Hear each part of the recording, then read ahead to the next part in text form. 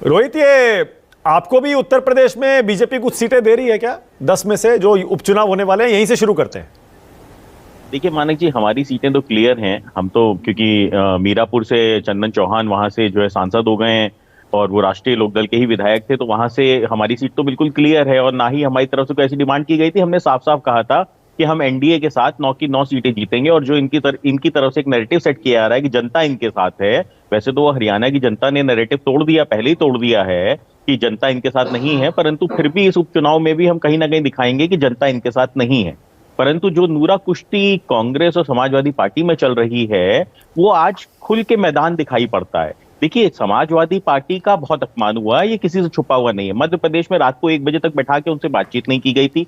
हरियाणा में उनको उनकी हैसियत बताई गई थी। आज अखिलेश यादव जी इसीलिए महाराष्ट्र में पहले जाके बात कर रहे हैं कि भैया देख लो, यहाँ पे हमारी सीटों का बंटवारा हो जाए कि ना हो जाए। परंतु किशोर तिवारी जी ने क्लियर कर दिया कि उनको अखिलेश यादव से बात ही नहीं करनी। उन्होंने कहा कि साहब, हमको तो अबू आजमी साहब जमते हैं, अबू आजमी साहब से बात करनी है। तो मुझे लगता है कि अब समाजवादी पार्टी के महाराष्ट्र यूनिट में और अखिलेश यादव जी में भी अगर नहीं बातचीत हो रही है, तो वो दिखाई पड़ रहा है। जैसे आपकी डिबेट में मुझे दिखाई पड़ा कि किशोर तिवारी जी अखिलेश जी से, यहाँ पे कांग्रेस के प्रवक्ता जो है अखिलेश जी, उनके साथ यहाँ पे बातचीत करके सेटल करने की कोशिश कर रहे थे। किशोर जी, उनसे फोन नंबर ले लीजिए, ऑफ रिकॉर्ड बात कर लिया करिए। क्यों टीवी पे बात करके फजीयत करवाते हैं पार्टियों की?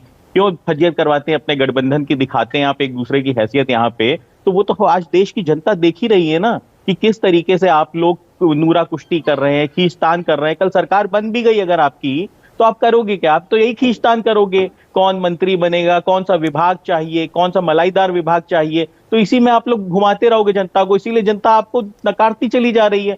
हरियाणा में मिला ना जवाब। मैं चाह रहा हूं दोनों को जवाब दे दीजिए। पहले आप घनश्याम तिवारी को जवाब दे दीजिए। वो कह रहे हैं सहयोगियों का मुर्दा घर है एनडीए। देखिए, घनश्याम तिवारी जी के लिए तो इसलिए कोई जवाब बनता ही नहीं है, क्योंकि वो ड्राइंग रूम पॉलिटिशियन है। वो कभी रोड पे निकलते ही नहीं है। उनको पता ही नहीं है कि घर के बाहर, खिड़की के बाहर हो क्या रहा है। तो इसलिए उनको मुर्दा घर दिखाई पड़ रहा है। पर उनको शायद ये नहीं पता है कि समाजवादी पार्टी के प्रवक्ता रोज सुबह सुबह एक बाइट दे के कांग्रेस की हैसियत बताते हैं उत्तर प्रदेश में।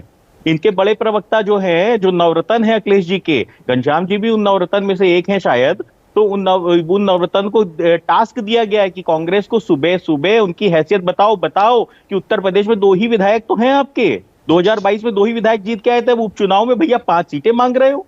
तो ये किस हिसाब से आपकी सेटलमेंट हो पाएगी? तो अगर आपको 2 सीटें भी समाजवादी पार्टी दे रही है, तो आपको तो 100% सीटें दे रही है जितने आपके विधायक है उत्तर प्रदेश में।